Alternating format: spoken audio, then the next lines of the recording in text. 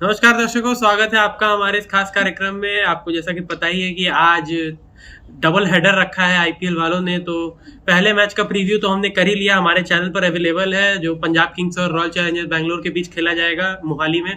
तो अब हम करेंगे दूसरे मैच का विश्लेषण, जो कि है दिल्ली कैपिटल्स और कोलकाता नाइट राइडर्स के बीच में, जो कि खेला जाएगा अरुण जेटली स्टेडियम दिल्ली में।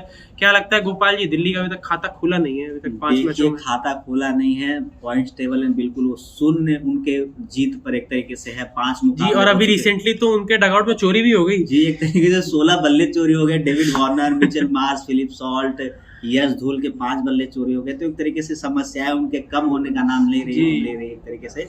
लेकिन जिस तरीके से बल्ले चोरी हुए हैं, वो पॉइंट्स भी चोरी होते जा रहे हैं। जिस तरीके से मैच दर मैच एक तरीके से कह सकते हैं, वो दूसरी टीमों को 2-2 पॉइंट देते जा रहे हैं, लेकिन अपने एक तरीके से हिस्से में उनके 2 पॉइंट्स नहीं आ रहे हैं। तो ये एक तरीके से समस्या है।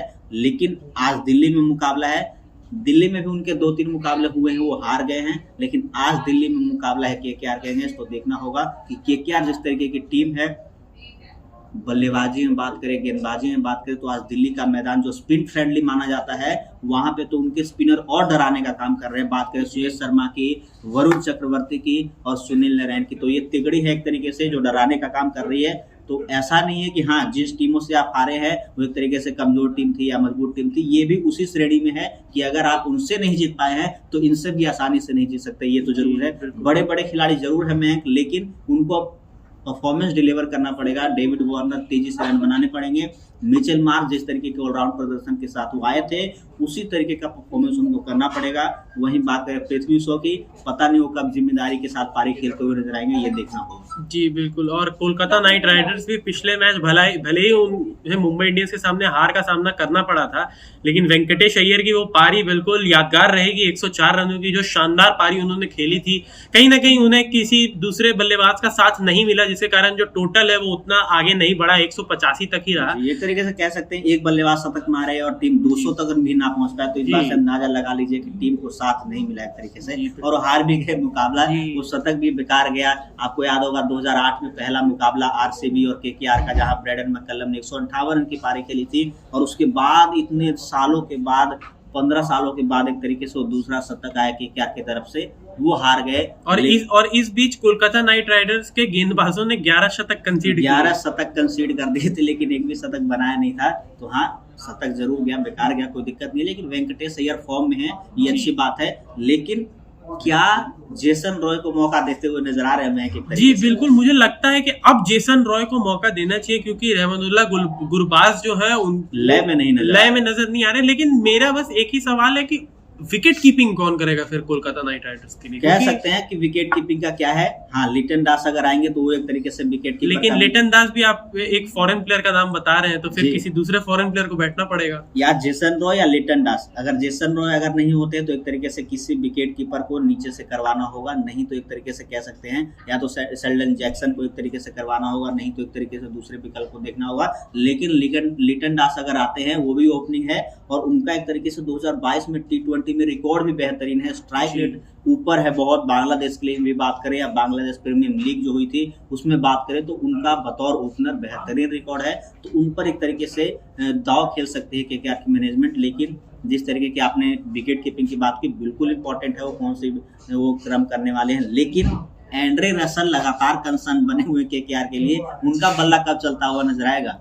जी, आंद्रे रसल का बल्ला तो बिल्कुल मतलब बहुत ही सूखा पड़ा हुआ है। लेकिन और मुझे पता नहीं, ऐसा लग रहा है कि दिल्ली के अगेंस्ट मैच में भी आंद्रे रसल वैसा कोई कारनामा नहीं कर पाएंगे, क्योंकि दिल्ली का ग्राउंड, दिल्ली की पिच हमने देखा है कि टाइम के साथ साथ कितनी ज्यादा स्लो हो जाती है। और स्लो पिचेस पे आंद्रे रसल हमेशा से कमजोर थोड़े माने गए हैं। वो फास्ट पिचेस पे बहुत रन बनाते हैं, क्योंकि बॉल उनके बल्ले पे आती है, फिर सीधा स्टैंड्स के अंदर ही जाती है। जी, एक तरीके से कह सकते हैं कि हाँ, उम्मीद करेंगे कि केकेआर वाले कि बिल्कुल उनका बल्ला चले। और वहीं अगर बात करें इधर की, तो पृथ्वी शॉ जिम्मेदारी के साथ पारी खेले। डेविड वार्नर तेज रन बनाए, जो लगातार रन तो बना रहे हैं, लेकिन उस गति से नहीं बना पा रहे हैं। ये भी एक तरीके से कहीं ना कहीं इसमें भी मैं कहूंगा कि दिल्ली कैपिटल्स के बाकी किसी बल्लेबाज का साथ ही नहीं मिल रहा है डेविड वार्नर को, जिसके कारण डेविड वार्नर पे पूरा प्रेशर आता है और उन्हें टिक कर अपनी विकेट बचाकर खेलनी पड़ती है। और एक तरीके से विस्फोटक वो नीचे कोई है नहीं। आप अक्षर पटेल की जरूर बात करें, लेकिन उस तरीके से वो नहीं रन बना पाते हैं जिस तरीके से रोमन पॉवेल, जो 1-2 मैच में मौका मिला उन्हें, अच्छा नहीं कर पाया, उसके बाद बाहर कर दिया गया। रायली रूसो की बात करूँ तो वो तेजी से रन बनाते हैं, लेकिन उनको भी एक तरीके से बाहर का रास्ता दिखा दिया गया। तो डेविड वार्नर, मिचेल मार्श, वहीं अगर बात करें गेंदबाजों में तो एनरिक नोकिया। तो एक तरीके से गेंदबाजी तो बढ़िया है, आपके पास कुलदीप यादव है, अक्षर पटेल है, ललित यादव के रूप में 3 स्पिनर हैं। वहीं तेज गेंदबाजों में बात करूँ तो खलील अहमद, चेतन साकरिया, वहीं एनरिक नोकिया। तो गेंदबाजी में कोई दिक्कत नहीं है, बल्लेबाजी में भी कोई दिक्कत नहीं, लेकिन बात यहाँ आ जाती है कि परफॉर्मेंस किस तरीके से निकल के आ रहे हैं, वो दिक्कत है। तो मिचेल मार्श अगर जिस चले मयंक, वो मुकाबला एक तरफा कर देंगे एक तरीके से। जी बिल्कुल सही बात है। मिचेल मार्श अगर जिस दिन चल गए उस दिन वो मुकाबला बिल्कुल एक तरफा करने की पूरी कुव्वत रखते हैं। लेकिन जिस तरह से दिल्ली कैपिटल्स का परफॉर्मेंस रहा है इस पूरे सीजन में, कोई भी प्लेयर आपको फॉर्म में नहीं नजर आ रहा है।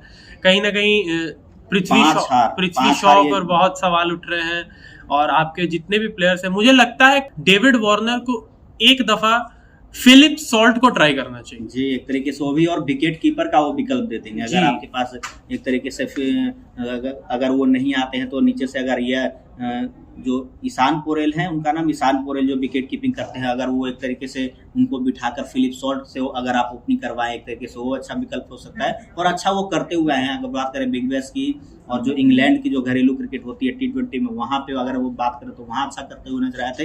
तो फिलिप सॉल्ट अटैकिंग है, और अभी तो इंग्लैंड के लिए भी वो बेहतरीन करते हुए आ रहे हैं T20 में। तो उनको एक तरीके से मौका देना क्या अच्छा होगा, क्या एक तरीके से कॉम्बिनेशन बन पाएगा, ये भी देखना दिलचस्प होगा। लेकिन रॉबमन पॉवेल को मुझे लगता है कि देना चाहिए मौका, क्योंकि जिस तरीके के वो बल्लेबाज है, नीचे लोअर ऑर्डर में आपको ऐसे बल्लेबाजों की जरूरत है जो एक तरीके से तेजी से रन बना पाए, और जो एक तरीके से सेल में आते हैं बल्लेबाज दिल्ली कैपिटल्स के, धीरे धीरे एक तरीके से इनिंग बिल्डअप करते हैं। तो वो एक ऐसा बल्लेबाज है जो एक्सपोजर देगा आपको, नीचे से अगर तेजी से रन बनाएगा, वो एक तरीके से रिजल्ट में बिल्कुल डिफरेंट ला सकता है। जी बिल्कुल। तो फिलहाल के लिए इस वीडियो में इतना ही, लेकिन जाने से पहले प्रेडिक्शंस ले लेते हैं। गोपाल जी, क्या लगता है कौन जीतेगा? मुझे लग रहा है कि खाता आज खुलने वाला है दिल्ली कैपिटल्स का। वो पहली जीत जिसका इंतजार है, वो आज आ जाएगी दिल्ली कैपिटल्स के लिए। मुझे लग रहा है अभी थोड़ा सा और इंतजार करना पड़ेगा, क्योंकि केकेआर ज्यादा अच्छे फॉर्म में। जी, एक तरीके से ये कह रहे हैं कि लगातार छठी हार होने वाली है एक तरीके से। जी, तो फिलहाल के लिए इस वीडियो में इतना ही। अगर पसंद आए तो लाइक जरूर कीजिएगा, और अगर आप हमारे चैनल पर नए हैं तो इसे सब्सक्राइब करें और बेल आइकन को भी दबाएं, और कमेंट्स में हमें अपनी राय जरूर दें कि आपके हिसाब से कौन जीतेगा। और अगर आपकी भी कोई प्लेइंग 11 है तो वो भी बताइए, हम टॉस से पहले लाइव में उसे जरूर आपसे डिस्कस करेंगे। धन्यवाद।